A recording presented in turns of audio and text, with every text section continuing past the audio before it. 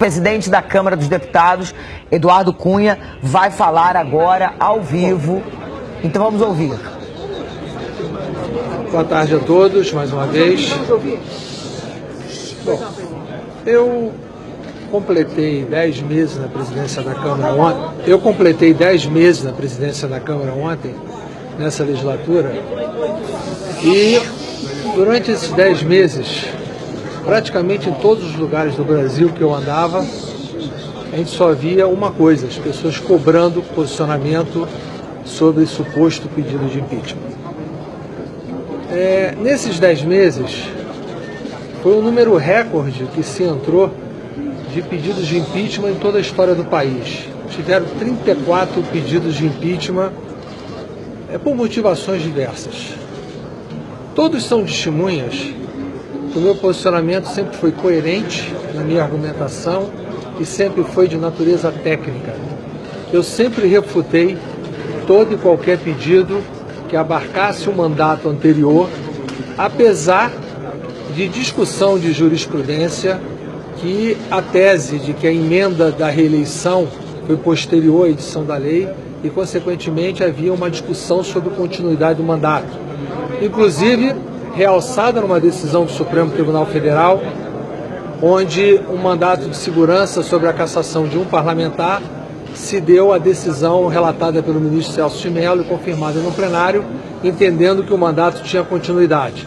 Mas mesmo com essa decisão trazida aos autos de vários pedidos, eu mantive o meu posicionamento do respeito ao parágrafo 4º do artigo 86 da Constituição Federal, de não abarcando fatos anteriores ao mandato atual.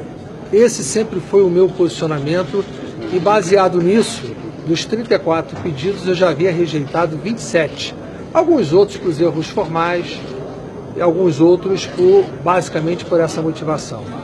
Havia me comprometido a todos a fazer o processo de decisão até o fim do mês de novembro e pretendia tê-lo feito na segunda-feira de manhã. Já estava a decisão tomada, pronta e assinada com a Secretaria-Geral da Mesa com relação às decisões que eu estou anunciando hoje. Não o fiz segunda-feira, única e exclusivamente porque mudaram o conteúdo da mídia com aquela divulgação daquela situação absurda que foi a manchete de todos os jornais de segunda-feira, o que, de uma certa forma, eu entendi como um constrangimento, já que toda a discussão e todos os pareceres estavam nos meus e-mails. E, consequentemente, de repente eu recebo um e-mail sábado com o parecer final já revisado e, efetivamente, acontece aquilo no domingo e a gente está vendo aí invasões, enfim, de privacidades que possam ter vazado, e eu até atribuo um pouco o que aconteceu segunda-feira, a certeza que eu iria tomar essa decisão segunda-feira.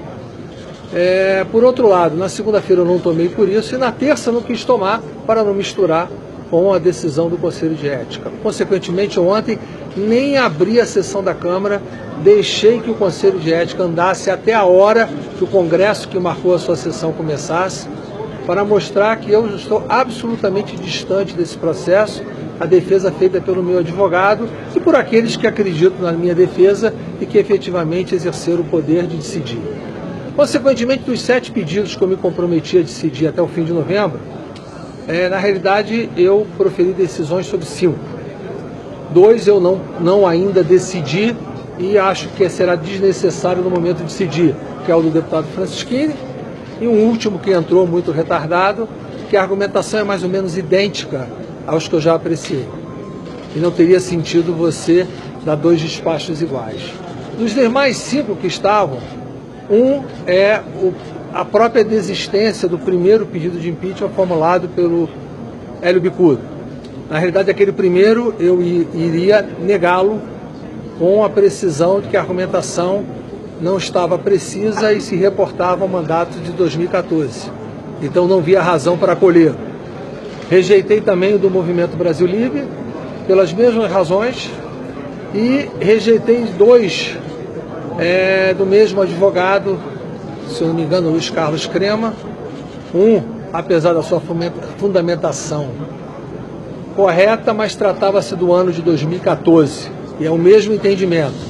E ele entrou com outro, tratando-se do ano de 2015, porém a argumentação não está tipificada, ele não tipificou nenhuma conduta que pudesse ser efetivamente alcançada pela Lei 10.079. Quanto ao pedido, que eu diria a vocês o mais comentado por todos vocês, formulado também pelo Dr. Hélio Bicudo e os advogados que o acompanham, contra esse eu proferi a decisão com o acolhimento da denúncia.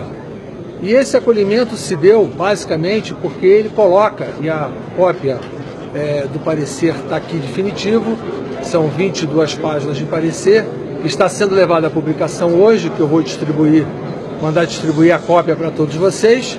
Ela se dá basicamente, trata-se da argumentação de 2014, porém a de 2014 foi por mim refutada, porém a argumentação para o ano de 2015, ele traz a edição de decretos sem números, no montante de 2,5 bilhões de reais, que foram editados em descumprimento à lei orçamentária, afrontando a Lei 10.079 no seu artigo 10º, parágrafos 4º e 6º. Consequentemente, mesmo a votação do PLN 5, mesmo ele aprovado e sancionado, não supre a irregularidade de ter sido editada a norma em afronta à lei orçamentária. Então, o embasamento disso é única e exclusivamente de natureza técnica e o juízo do presidente da Câmara é único e exclusivamente de autorizar a abertura, não de proferir o seu juízo de mérito, que será a comissão especial que irá fazê-lo e poderá acolher ou poderá rejeitá-lo. E o processo vai seguir o seu curso normal, com amplo direito de defesa do contraditório que deverá ser colocado. A mim não tem nenhuma felicidade de praticar esse ato. Eu não o faço por nenhuma motivação de natureza política. Eu, como eu disse aqui anteriormente, refutei e rejeitei todos. E o rejeitaria se estivesse em descumprimento da lei. Mas, infelizmente, por mais que eu tentasse buscar qualquer caminho de interpretação e por todos os pareceres que chegaram até a mim pela consultoria legislativa, pela assessoria jurídica e por terceiros as quais eu consultei, não consegui encontrar um que conseguisse me desmontar a tese a qual está sendo aceita hoje. E eu não faço isso com nenhuma felicidade. Eu sei que isso é um gesto delicado, no momento que o país atravessa uma situação difícil, que a economia passa por uma crise, o governo é um governo que passa por muitas crises de natureza política, de natureza econômica, tendo que hoje votar um projeto para alterar a meta do superávit, transformando uma diferença de 119 bilhões de reais.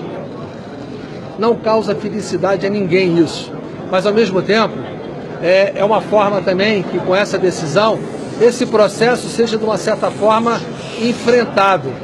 E se ele for enfrentado e for aceito, vai ter o Congresso soberano para legislar. E se ele não for aceito, também acabará-se esse tipo de discussão no país e você poderá voltar dentro da normalidade. Então, isso acabará sendo uma forma que o país vai ter que enfrentar e resolver esse tipo de situação. Não tem condições de postergar mais. E não combinaria comigo, eu não ficaria com isso na gaveta sem decidir.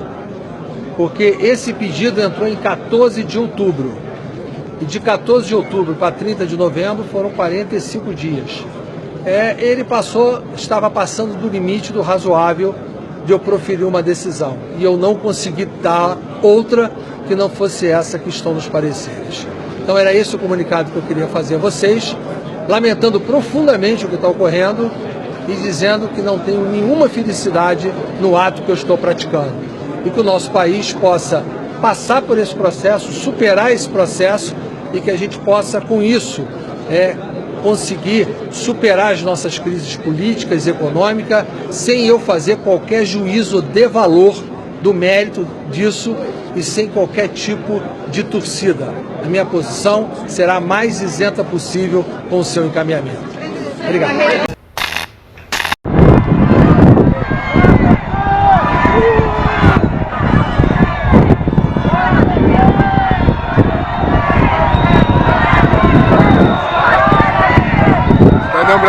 Cidadão brasileiro, o povo está colocando os petistas para correr, os petrários.